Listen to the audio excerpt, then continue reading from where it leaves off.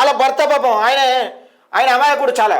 ఇగో ఇక్కడ ఉంటాడు ఆయన పాపం నడుములో ఏదో ప్రాబ్లం ఉన్నట్టుంది. నడుము నడుము ఇక్కడ ఉంటాడు నేను మాట్లాడటం. ఇగో ఈయన ఆరోపణ కాదు. ఇప్పుడు ఈమెను ఉద్యోగం నుంచి తీసేసి 2 సంవత్సరాలు అవుతుంది. ఇగో ఈయననే ఇగో ఈయనే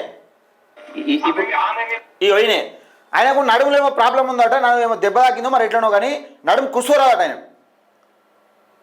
అంటే మీరు ఒక మహిళతోని ఇక మరి ఇక భర్త మాట్లాడలేకుంటున్నాడు, భర్త గట్టిగా ఏం మాట్లాడాడు, ఈమె ఒక్కదాంతో ఏమైతుందిలే అనుకుంటుర్రా? సమాజం మొత్తం అండగుంటుంది. గుర్తుపెట్టుకోండి, ఎవరికి అన్యాయం జరిగినా ఎక్కడ అన్యాయం జరిగినా ఎవరైనా మాట్లాడచ్చు. నువ్వు రిపోర్టర్ రాజకీయం చేస్తానికి వచ్చినావు, రాజకీయం నువ్వు చేస్తున్నావు నేను చేస్తున్నా. రాజకీయం చేయడానికి వచ్చినావా అంటే ఖబర్దార్ గుర్తుపెట్టుకొని ఏమైనా జరగాలా, అక్కడ జరగరాని ఏమైనా జరగాలని నేను చెప్తా అప్పటి సంగతి.